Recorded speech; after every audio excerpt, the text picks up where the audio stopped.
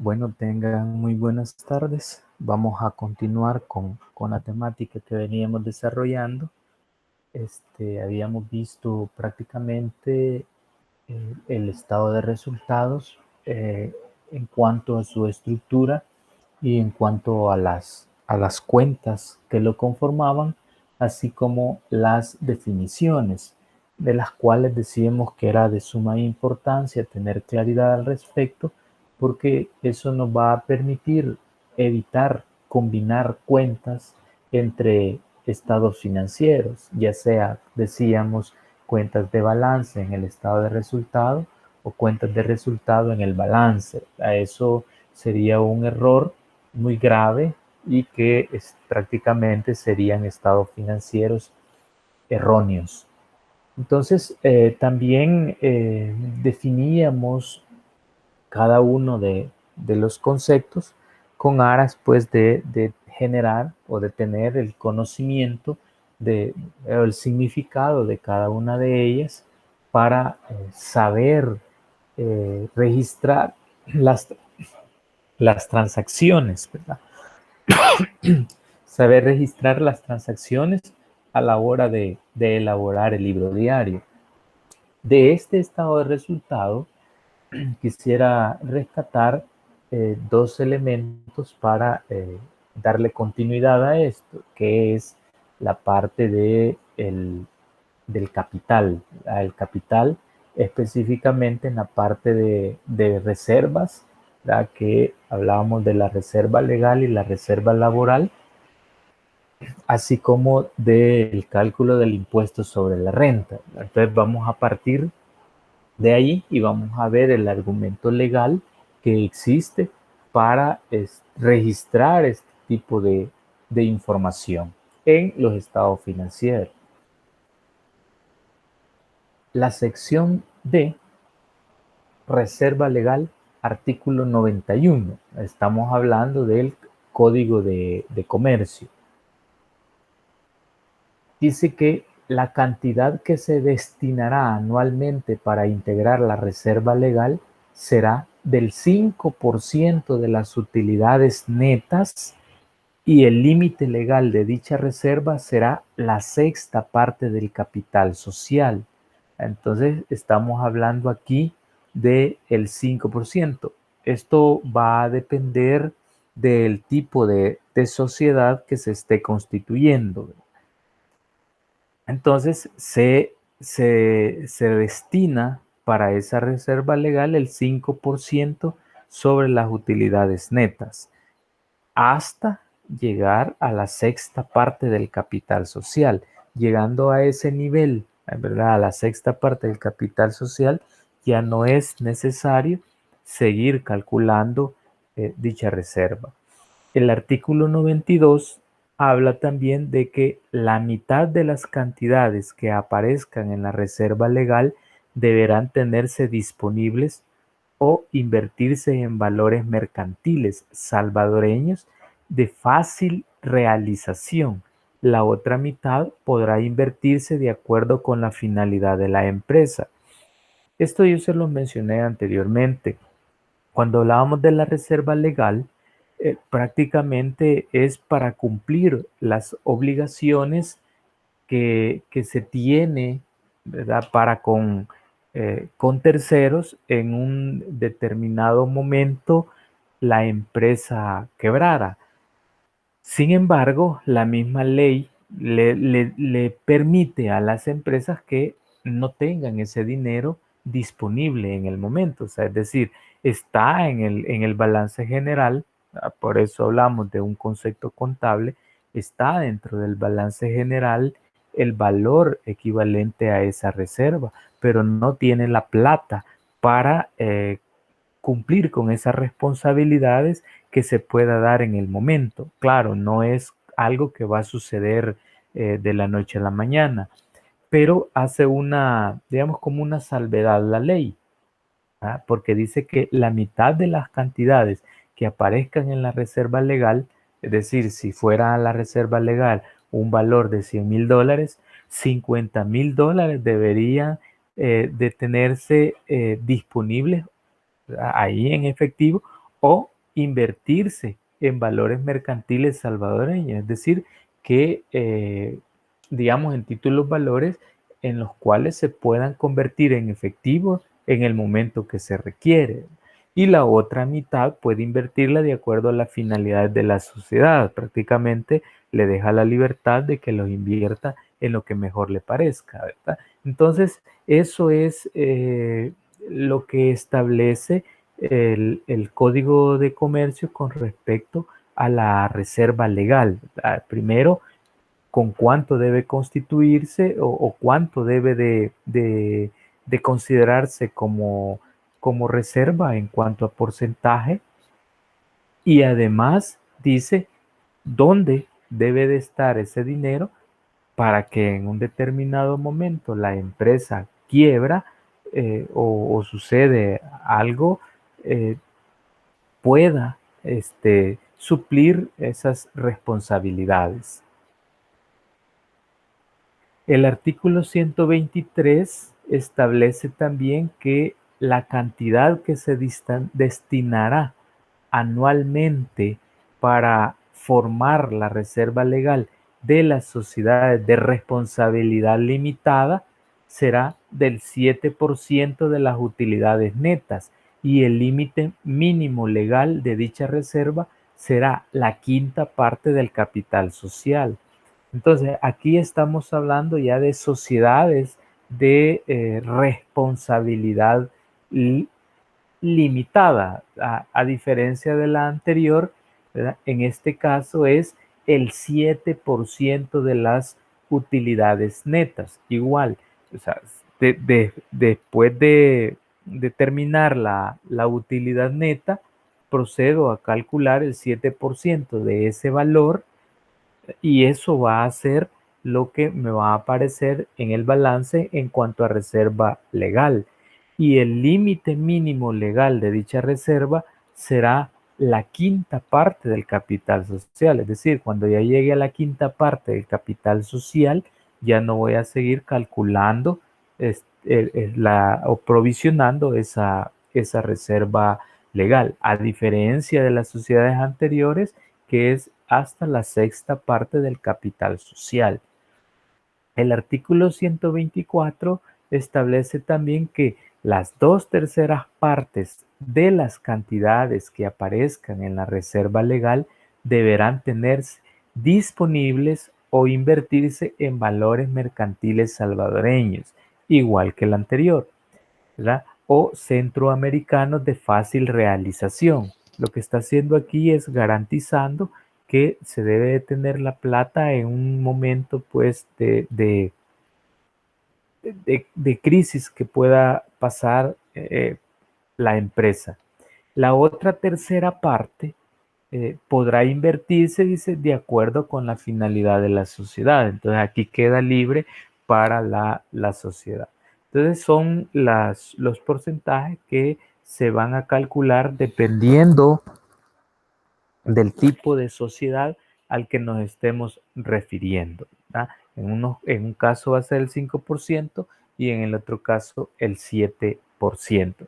Ahora, lo que quiero plantear con esto es que no es un simple criterio la reserva legal, igual que la reserva laboral, no es un simple criterio del contador o del administrador que él quiere que aparezca dicho valor. No, se trata de un marco legal que hay que cumplir. La contabilidad, todo lo que se hace en contabilidad debe de basarse en un marco legal. Desde luego hay situaciones en cuanto al registro de operaciones, al hacer algunas valoraciones, se utiliza mucho el criterio profesional del contador a la hora de registrar dicha operación.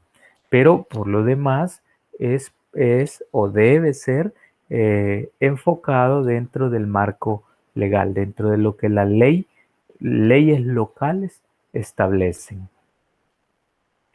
El artículo 447 dice que debe constituirse una provisión o reserva para proveer el cumplimiento de las obligaciones que respecto a su personal tenga el comerciante en virtud de la ley o de los contratos de trabajo. Entonces, esta es otra parte que está muy relacionada con este tipo de, de previsión, ¿verdad? O de prever una situación de quiebra o de disolución de la empresa y que debo de cumplir con las obligaciones laborales, ¿verdad? Los pasivos laborales deben pagarse, es decir, estamos basándonos en cuestiones éticas, ¿verdad? Que una empresa debe de cumplir con dichas obligaciones. Ahora, si al final una empresa cierra y deja abandonados a sus trabajadores sin proveerles la reserva laboral, como en muchos casos se da aquí en nuestro país, principalmente con las empresas maquilas, ¿verdad? Que son empresas de fuera de nuestro país, vienen, cierran, se van y no pagan ese pasivo laboral y dejan tirado a los trabajadores, ¿verdad? Pero hay un aspecto legal que debería o debe de respetarse. Y el artículo 447 hace referencia a eso, que debemos de establecer una provisión de reserva para cumplir con esos pasivos laborales, con esas obligaciones que se tienen para con los trabajadores. Este porcentaje que se calcula queda a un criterio que va entre el 1 y el 3%, ¿verdad? Sobre las utilidades, ¿verdad? Que debe de considerarse dependiendo el número de trabajadores y los salarios pues que se devenguen, ¿verdad? Entonces, con base a ello, pues se establecen esos porcentajes y se determina la reserva correspondiente, que también tiene su marco legal, ¿verdad? En el Código de Comercio. Ahora bien, bueno, ya aclarando esos artículos, ¿verdad? Relacionados a la parte de la reserva legal y laboral, ¿verdad? Vamos a proceder a ver cómo se formula o cómo se estructura un estado de resultados. Con base a todas las cuentas que ya visualizamos, que ya conocimos, ¿verdad? ¿Qué significan? Entonces vamos a proceder a estructurarlo. Prácticamente el estado de resultados es una fórmula, ¿verdad? Que hay que ir llenando, ¿verdad? Hasta obtener el resultado deseado, el resultado esperado. Bien, en primera instancia partimos del hecho de los ingresos, de los ingresos o las ventas totales, ¿verdad? En el caso de las ventas, decíamos que a registrar en ellos, vamos a registrar eh, todo lo que la empresa comercializa o todo lo que la empresa produce y pone en el mercado a disposición de los clientes, ¿verdad? Entonces son lo que prácticamente el giro normal de la empresa. Entonces, en ese sentido, la primer cuenta que va a aparecer en el estado de resultados son las ventas. Luego tenemos eh, dentro de las operaciones de la empresa, tenemos devoluciones sobre ventas y rebajas sobre ventas. Entonces, estas pueden existir o pueden no existir en la empresa. Es posible que se hayan dado o no se hayan dado en el periodo contable, ¿verdad? Pero partiendo del hecho de que sí hay, entonces vamos a decir que las ventas menos las devoluciones y rebajas sobre ventas me va a dar como resultado las ventas netas. Ahora bien, el segundo paso de la fórmula es que a las compras más los gastos sobre compras, decíamos que, bueno, en el caso anterior de las devoluciones y rebajas sobre ventas son devoluciones que nos hacen los clientes, porque hay devoluciones que yo puedo hacer como empresa, pero esas devoluciones son por compras realizadas. Y hay devoluciones sobre ventas que los clientes me hacen a mí por, ya sea porque el producto estaba malo, porque ya no lo quieren o por cualquier razón, ¿verdad? Que yo lo voy a recibir. Entonces, esas son las devoluciones sobre ventas y rebajas que yo pueda concederle a los clientes. Entonces, obtenemos las ventas netas. En el caso, en el siguiente caso es que yo tengo compras y a esas compras le voy a sumar todos aquellos gastos que yo realice en las operaciones normales de la empresa y que tienen que ver con las compras, como el flete, el transporte, impuesto que yo pueda pagar en aduana si es que el producto lo traigo del extranjero, etcétera. Entonces, a las compras le sumo esos gastos sobre compras, voy a tener como resultado las compras totales, ¿verdad? Las compras total. Ahora, el tercer paso es que a las compras totales le voy a restar las devoluciones sobre compras y rebajas sobre compras. Pero estas son, ¿verdad? Por su definición que ya vimos anteriormente, son devoluciones sobre compras, devoluciones que yo como empresa voy a hacer a mis proveedores porque ya no quiero el producto, porque me salió malo, me salió deteriorado, está vencido o cualquier otra razón. Y las rebajas sobre compras, ¿verdad? Que son aquellas rebajas que nos hacen a nosotros por compra de mercadería, no las hacen los proveedores. Entonces, a las compras totales le restamos las devoluciones sobre compras y las rebajas sobre compras y vamos a tener como resultado las compras netas.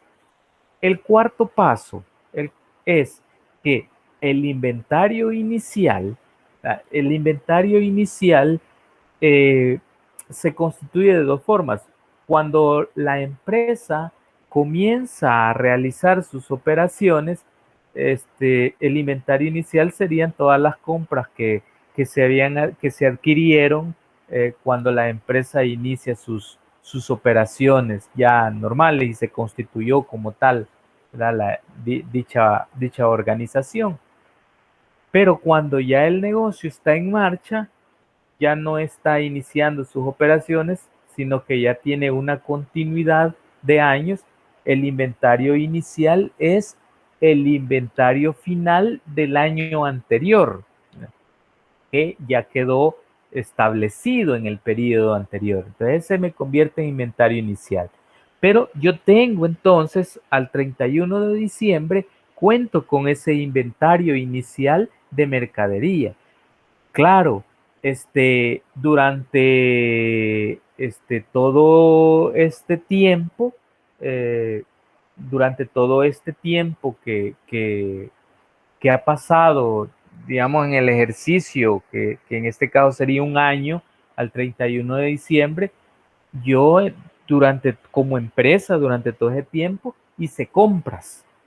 Entonces, a ese inventario de mercaderías que yo tengo al inicio del año, le voy a agregar o le voy a sumar el total de las compras netas, ¿verdad? Las compras netas.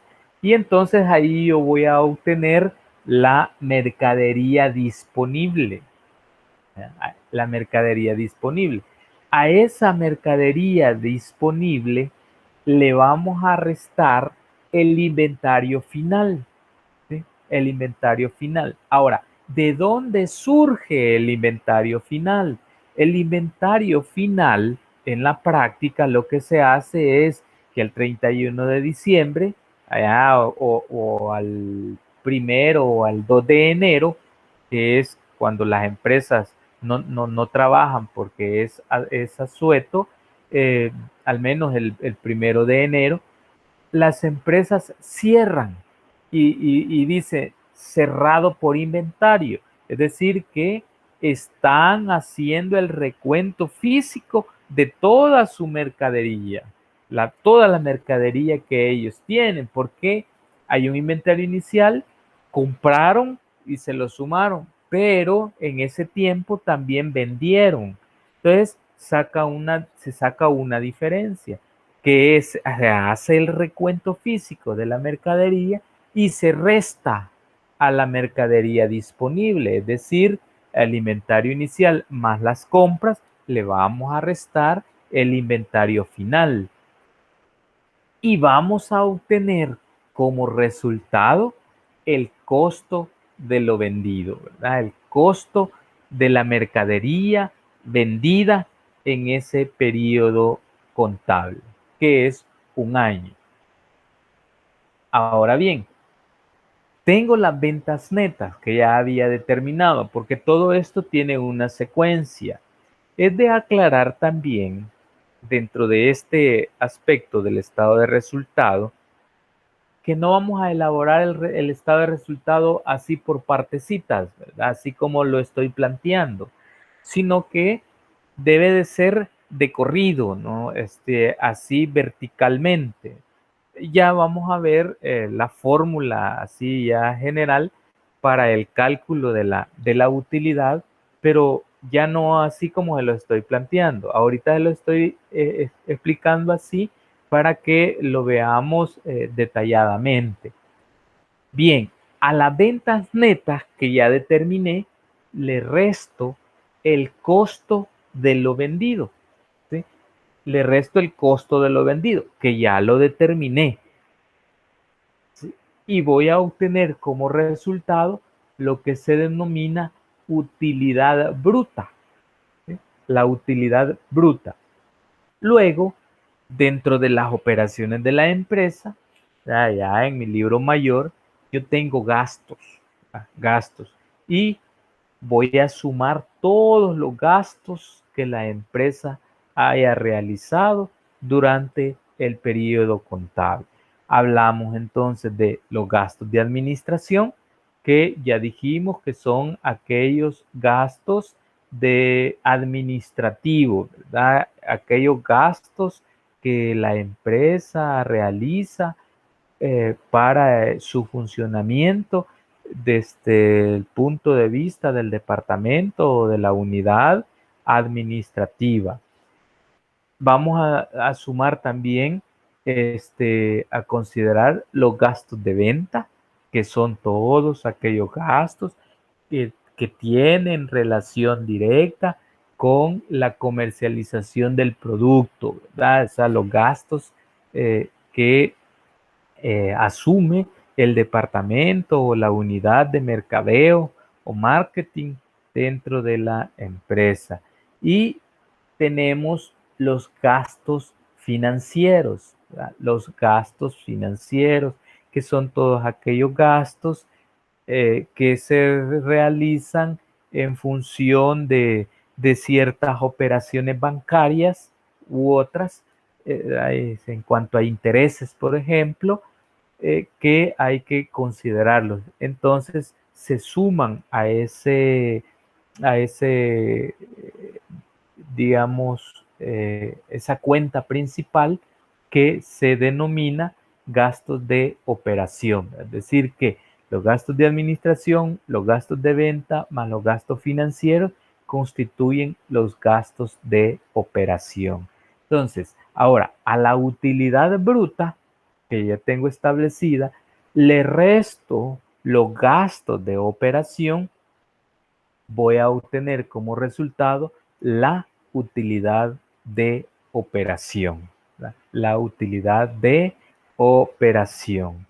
Luego, en el punto 8 tenemos que la utilidad de operación le voy a sumar, ¿verdad?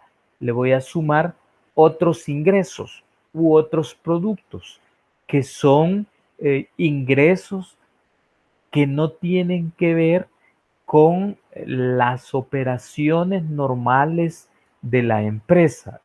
Es decir, pero que tiene que, no son digamos, de operaciones normales de la empresa, pero que sí tiene que ver con, con algunas operaciones que ésta realiza y que le genera ingresos diferentes a los, digamos, a los del giro, ¿verdad?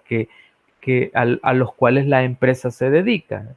Es decir, prácticamente lo que se está haciendo es separando estos ingresos de las ventas, ¿verdad? En general, o de los ingresos en general, ¿verdad? Porque es otro tipo de ingresos. Ahora, hay que tener presente también que cuando hablamos de los ingresos, todos deben de estar debidamente justificados y respaldados. Es decir, operaciones ilícitas no vamos a registrar, es decir, ingresos que provengan de operaciones ilícitas no van a caber aquí, ¿verdad? Sino que estamos hablando de, por ejemplo, los intereses que ganaron las cuentas que tengo en el banco son otros ingresos, otros productos, la venta de algún activo que no es normal, pues, dentro del funcionamiento de la operatividad de la empresa, vender el activo fijo, pero vendió activo fijo, otros ingresos. Entonces, una donación puede ser dentro de otros ingresos u otros productos. Entonces, a las utilidades de operación le sumamos otros productos u otros ingresos y le restamos otros gastos, ¿verdad? Que pueden ser cualquier gasto que no esté contemplado en el gasto de administración, en el gasto de venta, ni en los gastos financieros, ¿verdad? Entonces se pone otros gastos. Entonces, a esa utilidad de operación le sumamos otros productos y le restamos otros gastos y obtenemos la utilidad del ejercicio.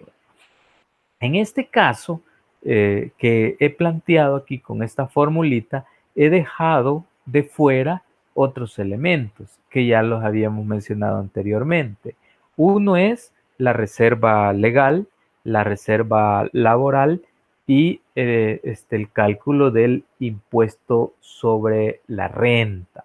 Entonces, cuando yo tengo determinada ya esa utilidad del ejercicio, en lugar de llamarle utilidad del ejercicio, puedo denominarla utilidad antes de intereses e impuestos, ¿verdad? Sin embargo, para poder, cuando yo le llamo utilidad o antes de reserva e impuestos, entonces luego calculo las reservas correspondientes, ¿verdad? Ya sea en este caso que sea una sociedad, le aplicamos a esa utilidad antes de reservas e impuestos, le calculamos la reserva que sería digamos, en esta sociedad de responsabilidad limitada, digamos que el 7%.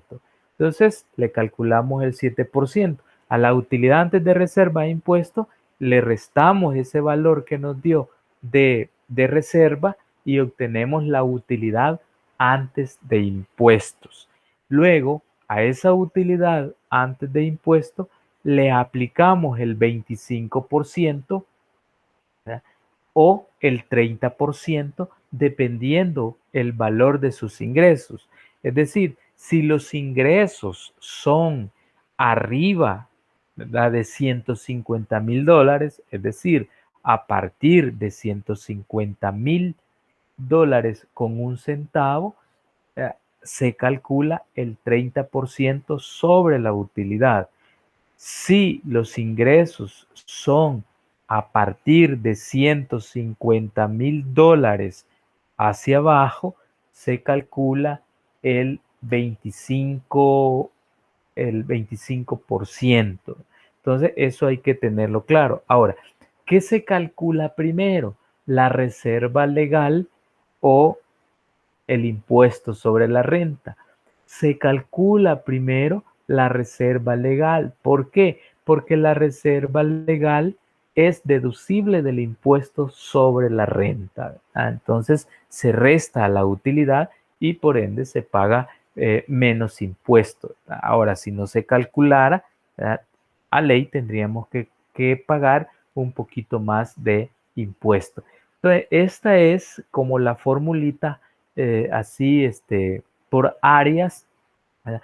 Para llegar a determinar la utilidad del ejercicio. Es algo sencillo, es algo mecánico, no es cosa del otro mundo, ¿verdad? Siempre y cuando los saldos que utilicemos sean los que me arroja el libro mayor y que esos valores me los haya arrojado el libro diario, ¿verdad? Siempre y cuando también las transacciones estén bien hechas. Entonces aquí tenemos ya la estructura del estado de resultados de una forma ya corrida, ¿verdad? Para que no vayamos a estar haciendo estado de resultados así por partecita, ¿verdad? Sino que es uno solo, ¿verdad? Entonces partimos de las ventas, decimos ventas totales menos rebajas sobre ventas menos devoluciones sobre ventas me da las ventas netas, menos el costo de venta me da, bueno, menos el costo de venta. ¿Cómo determino el costo de venta? A las compras más los gastos sobre compras me da las compras totales, menos las rebajas y devoluciones sobre compras me da las compras netas, más el inventario inicial me da la mercadería disponible. A la mercadería disponible menos el inventario final me da el costo de venta o costo de lo vendido. Ahora, a las ventas netas menos el costo de venta me da la utilidad bruta. ¿Sí? La utilidad bruta menos los gastos de operación, que serían los gastos de administración, gastos de venta y gastos financieros, me da la utilidad de operación. A la utilidad de operación le resto los otros gastos y le sumo los otros productos. Entonces voy a tener como resultado la utilidad antes de impuestos y reservas, que es lo que les mencionaba anteriormente, menos la reserva legal, que dependiendo del tipo de sociedad que sea, va a ser el 5% o el 7%. Restamos ese valor que calculamos y vamos a obtener como resultado la utilidad antes de impuestos, ¿verdad? Y que va a ser el 25% o el 30%, dependiendo, dijimos, ¿verdad? Dependiendo de el nivel de ingresos que la empresa tenga, ya sea, dijimos, arriba de 150,000 o de 150,000 hacia abajo. Así va a ser, ya sea el 25 o el 30% de impuesto. Luego le restamos a esa utilidad antes de impuesto el impuesto sobre la renta, la multiplicamos a esa utilidad que nos da, la multiplicamos por el 25 o el 30%, ¿verdad? Y se lo restamos y vamos a tener como resultado la utilidad del ejercicio. Y esta es la formulita que hay que tener presente, hay que manejar, hay que entender por qué sumamos a esto y por qué restamos a esto, para comprender bien la lógica de lo que implica la elaboración de un estado de resultado. Ahora, aquí hay que tener también o considerar algunos elementos, como por ejemplo, la relación que existe con el balance general y el estado de resultados. Son dos estados financieros diferentes en el sentido que las cuentas son diferentes, ¿verdad? Pero ¿cómo es posible de que el balance tiene que cuadrar, ¿verdad?, con el resultado obtenido? Es decir, ahí hay una relación directa que tiene que ver con el registro de las transacciones diarias. Entonces, para que el balance cuadre, pegue, como dicen, en contabilidad, parte de este estado de resultados debe de trasladarse al balance general. En esta ocasión, en esta primera unidad que ya estamos por finalizar, vamos a trasladar los valores que corresponden del estado de resultados al balance de una forma automática, ¿verdad? Nosotros manualmente lo vamos a poner. Sin embargo, en la unidad 2, que es el registro de operaciones, vamos a ver de que no es solo de ponerlos, sino que debemos elaborar una partida o una transacción para transferir esos saldos al balance general. ¿Y cuáles son los valores que deben de aparecer en el balance general? En primera instancia, por el lado del activo tenemos el inventario. ¿Qué inventario es el que va a aparecer en el balance general al 31 de diciembre? Va a aparecer el inventario final, porque tenemos en el estado de resultados, tenemos dos inventarios, el inventario inicial y el inventario final. ¿Cuál es el que debe de aparecer en el balance general al 31 de diciembre? El inventario final. No vaya a poner el inventario inicial. Ese fue el que apareció en enero. Ahora, este inventario final que va a aparecer en el balance general al 31 de diciembre es el que va a aparecer como inventario inicial el siguiente año. Pero por el momento, en el balance general 31 de diciembre va a aparecer el inventario final.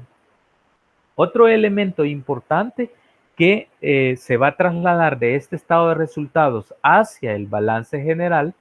Después vamos a hacer un ejercicio de cómo se hace esto, ¿verdad?, para que quede más claro, pero teóricamente se los estoy diciendo desde ya.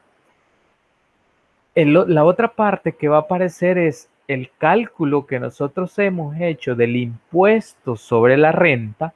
Es un impuesto por pagar.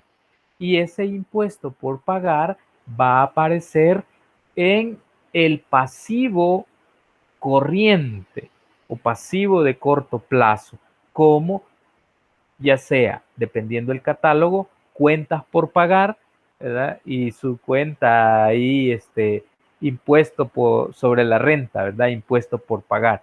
O simplemente el catálogo así lo contempla, podemos hablar de que es impuesto por pagar como tal, ¿verdad? Entonces va a aparecer en la parte del pasivo corriente y en la parte del capital va a aparecer, hay que sumar lo que aquí se calculó en cuanto a reserva legal, ¿verdad? El valor equivalente a la reserva legal, ya sea del 5% o del 7%, debe trasladarse también al balance general allá en la cuenta de capital, abajo de capital, ¿verdad? Hay una cuenta que se va a llamar reserva legal. Y la utilidad del ejercicio va a ir a sumar también, ¿verdad?, al valor del capital en el balance general. Debe trasladarse el resultado, ese valor, ¿verdad?, como cuenta de utilidad del ejercicio allá en el balance general. De ahí que a la hora de hacer el cierre del ejercicio, el cierre implica que todas estas cuentas desaparecen, ¿verdad? Quedan a cero, ¿verdad? Todas quedan a cero y con las partidas de ajuste que se realizan, se trasladan los saldos al balance correspondiente, ¿verdad? Pero eso lo vamos a explicar en la práctica de la unidad 2. Entonces, esta es la estructura del estado de resultado, ¿verdad? Y de aquellas cuentas que deben trasladarse al balance general. Si una de estas cuentas, esto es algo mecánico, siempre van a hacer esto, pero si una de estas cuentas no se traslada al balance general, el balance general no le va a cuadrar. Y si no le cuadra, no es balance, es desbalance. Y aquí no estamos aprendiendo a hacer desbalances, estamos aprendiendo a hacer balances. Tiene que cuadrar. Si no cuadra, no sirve. ¿Verdad? No sirve. Tiene que cuadrar. Ese es el problema en la contabilidad, ¿verdad? De que si no cuadra o no tenemos el resultado que es, eso no sirve. A veces, ahí hay que tenerlo presente, a veces puede cuadrar, pero tampoco sirve, porque posiblemente hicimos mal el registro de una transacción. Imagínese que no pusimos o no contemplamos un gasto. ¿Qué pasa? Si yo no puse un gasto, obtuve mayor utilidad. Y al obtener mayor utilidad, ¿qué es lo que sucede? Pago mayor impuesto a Hacienda, ¿sí? Y ahí algo está malo, ya no sirve eso. Pagué más de impuesto, estoy omitiendo un gasto que debí registrar. Ahora bien, ¿qué pasa si registré un valor como gasto y no era gasto? ¿Qué es lo que pasa en el resultado? Que me disminuye la utilidad. Por ende, pago menos impuesto. Pero estoy pagando menos impuesto porque cometí un error. Una cuenta que registré como gasto que no era gasto. Entonces, Hacienda, al hacerme una auditoría fiscal, puede determinar que estoy evadiendo impuestos. Y eso pues lleva su sanción correspondiente, al menos eh, dentro del marco legal establecido, ¿verdad? Porque ya de que en El Salvador hayan un montón de empresas que evaden impuestos, ya tiene que ver con la ética profesional de cada quien, ¿verdad? Pero si lo que tenemos que hacer es cumplir, ¿verdad?, con las leyes establecidas en nuestro país. Y en nuestro país, pues eso puede considerarse, o de hecho puede ser ya con intenciones de evasión de impuestos, ¿verdad?, que puede ser penado. Bien, ahora retomando un poco de la clasificación de las cuentas de capital, porque tiene que quedar esto eh, claro, ¿verdad?, en cuanto a las a lo que son la cuenta propiamente, podemos llamarle patrimonio, ¿verdad? Decíamos pues que, bueno, el capital se puede ordenar de acuerdo al origen, ¿verdad? A la procedencia que, que se, que se traiga, ¿no? Ahora, tenemos, por ejemplo, el patrimonio neto, que puede llamarse así, patrimonio, ¿verdad?, o patrimonio neto, que ya lo hemos definido, ¿verdad?, como aquella parte residual de los activos de la empresa una vez deducido todos sus pasivos, ¿verdad? Y prácticamente representa los recursos netos con que cuenta la empresa y que al mismo tiempo está formado por el capital social, las reservas, cualquier superávit por revaluaciones y por utilidades pendientes de distribuir, ¿verdad? Comprende también la acumulación de los aportes de los accionistas, incluyendo las capitalizaciones de utilidades, ¿verdad? Cuando se reinvierten, así como también los excedentes, ¿verdad? Y otras acciones pues que se puedan determinar, ¿verdad? De forma permanente, y que esté de alguna forma representado por acciones nominales, ¿verdad? Debidamente suscritas, porque deben de estar suscritas, ¿verdad? Así como las reservas de capital, revaluación y resultados acumulados que se puedan dar.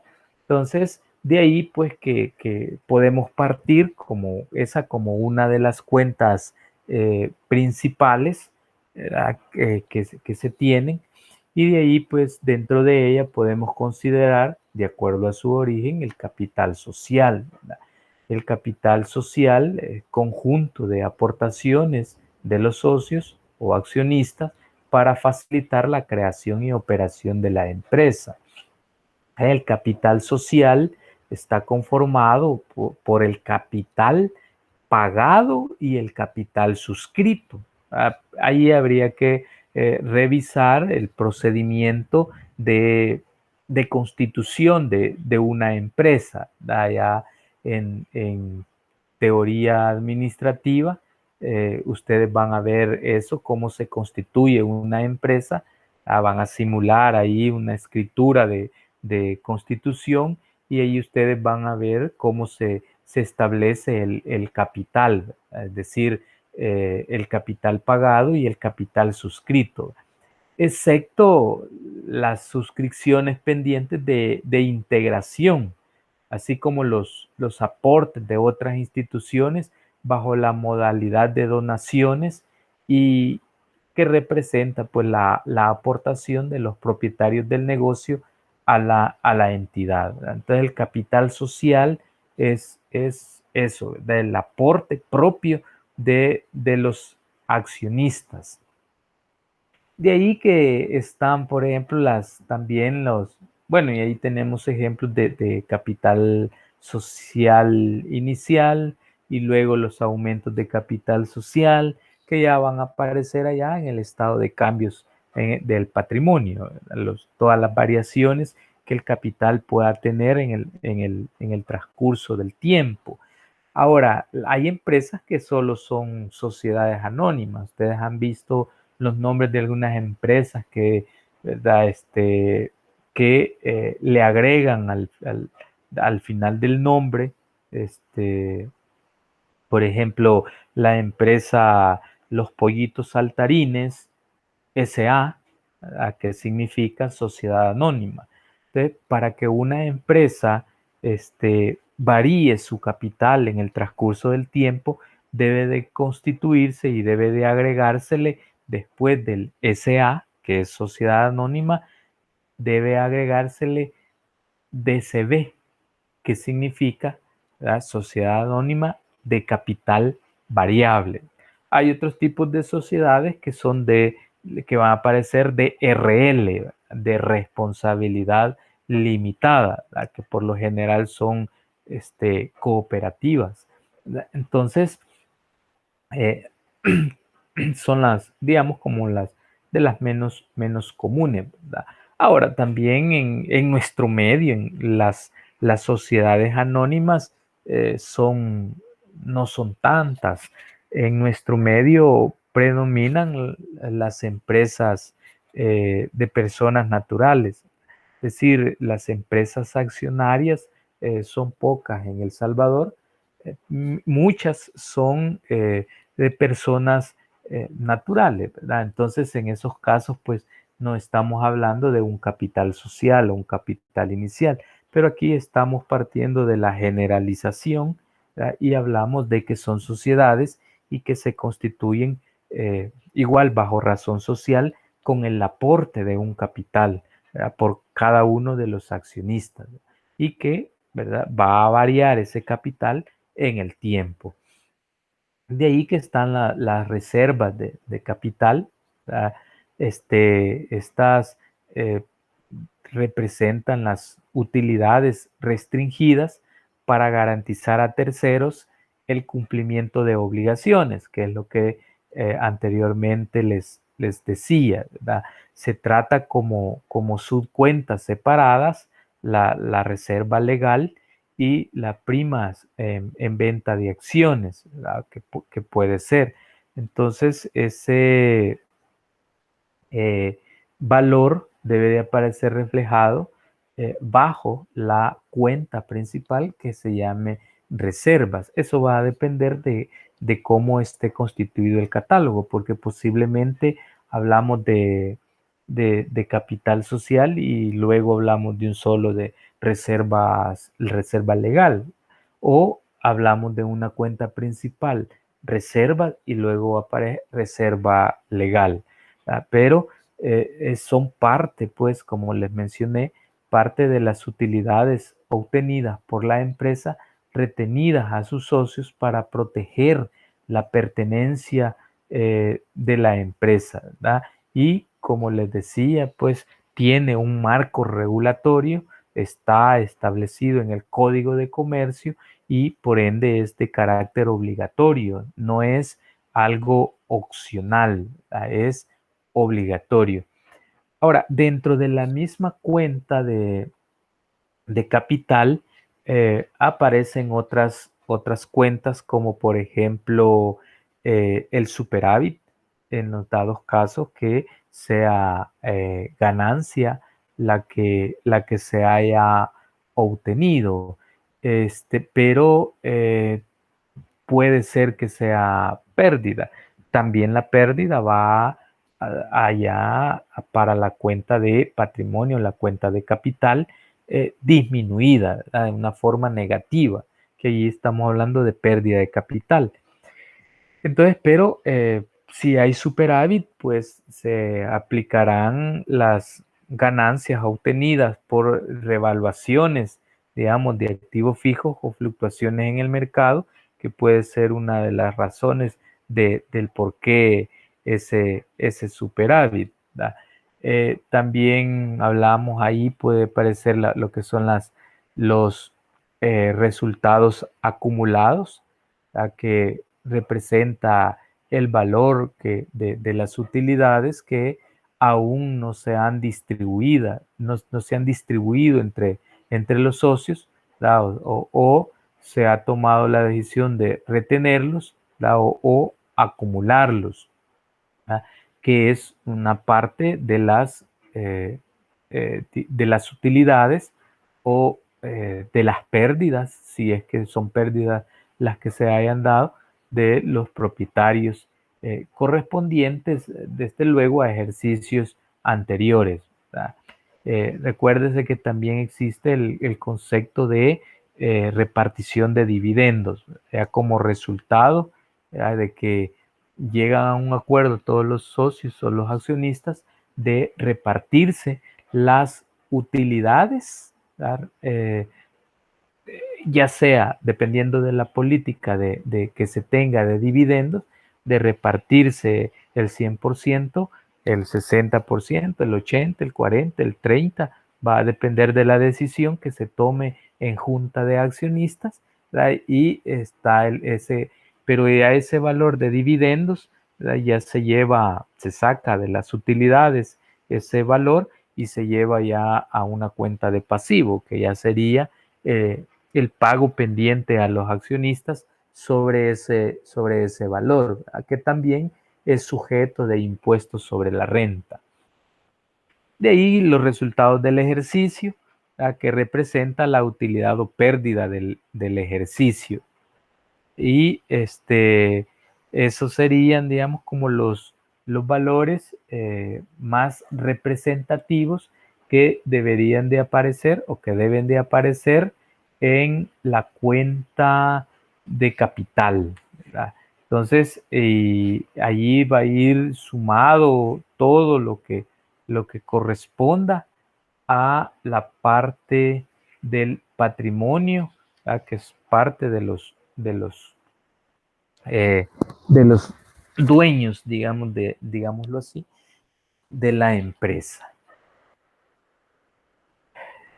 Y aquí están, ¿verdad? De los elementos que le planteaba, por ejemplo, los resultados no aplicados, o sea que va a depender del catálogo de cuentas de cómo se llame, ¿verdad? Es decir, pueden ser resultados, ahí hablaba de los resultados acumulados, en este caso podemos hablar de resultados no aplicados, que son utilidades o pérdidas de años anteriores que no se han asignado, ¿verdad?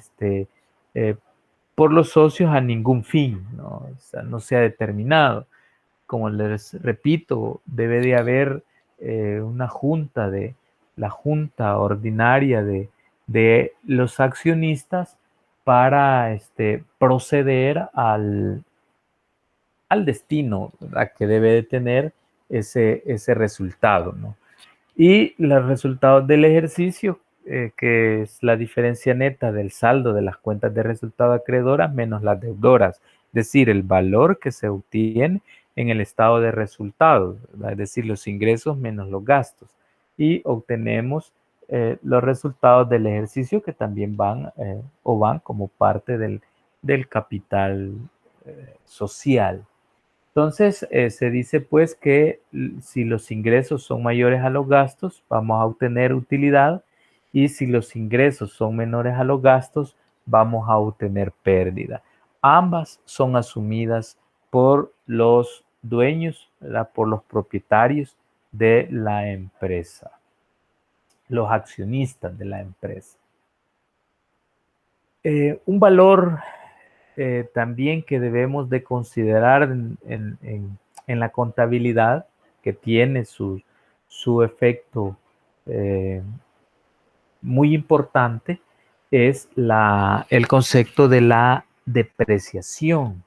Las depreciaciones que son, bueno, las depreciaciones no son más que la baja de valor que sufre un bien por su uso, ¿verdad? Por el transcurso del tiempo o por obsolescencia, ¿verdad? Entonces, los activos sufren de esto, ¿no?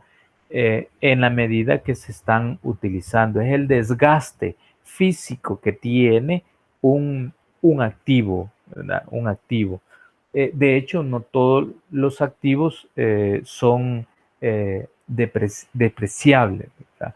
No todos los activos se deprecian. Estamos hablando exclusivamente del activo no corriente.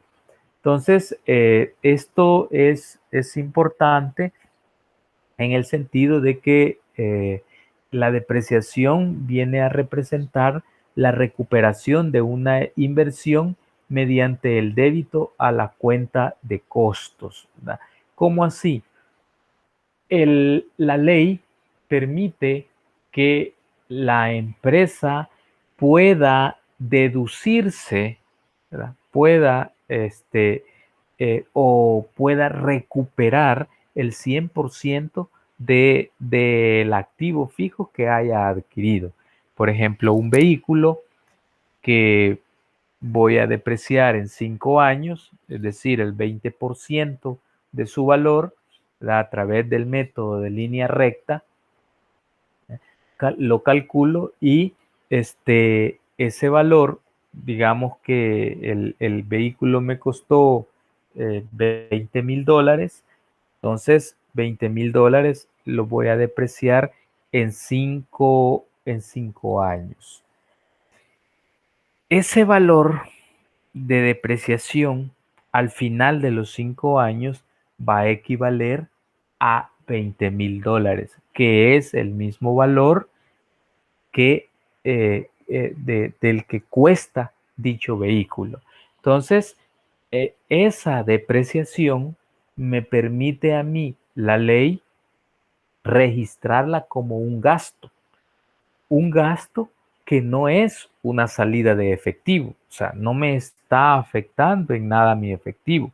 La salida de efectivo yo la realicé cuando adquirí el activo, en este caso el vehículo. Allí hubo una salida de efectivo, cargué ¿verdad? Y el efecto de la partida doble, cargué el activo fijo como vehículo y aboné el efectivo.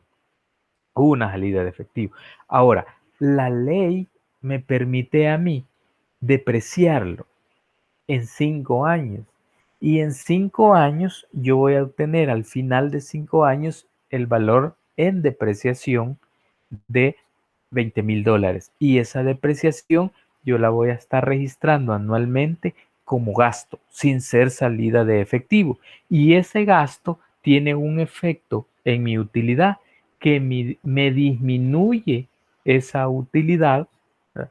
Por lo tanto, pago menos impuesto, pero no es salida de efectivo ese gasto. Eso hay que tenerlo presente. No es salida de efectivo, pero me lo lleva, ¿verdad? O lo registro como, como un gasto disminuyendo las utilidades y por lo tanto pago menos impuestos.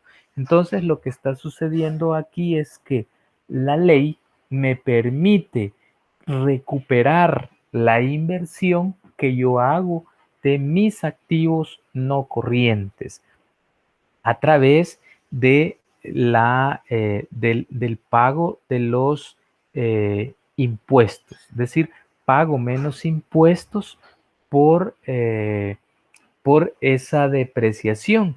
Y entonces no es que Hacienda me va a dar directamente el dinero para que yo recupere la inversión de mi activo, sino más bien me lo da a través de pagar menos impuestos, porque coloco ese gasto para que disminuya dicha utilidad y yo pueda pagar menos impuestos. De esa forma me está devolviendo Hacienda el valor total de ese activo que adquirí. Entonces esto es como, es una figura de la depreciación como de incentivar a las empresas para que adquieran activos no corrientes. Se parte del hecho, principalmente en las empresas industriales, que el activo no corriente es el que me genera los ingresos, es el que me produce. Y si yo obtengo, adquiero mayor cantidad de activos, de la misma forma voy a requerir mayor mano de obra. Entonces voy a contratar más gente y así estoy incentivando la dinámica de la economía, generando empleo, ¿verdad? Y generando ingresos y pagando impuestos, desde luego. Entonces, sirve como un incentivo para las empresas en cuanto a que me sirve como un escudo fiscal, ¿verdad? Que me permite a mí no pagar esa parte correspondiente a la depreciación en concepto de impuesto.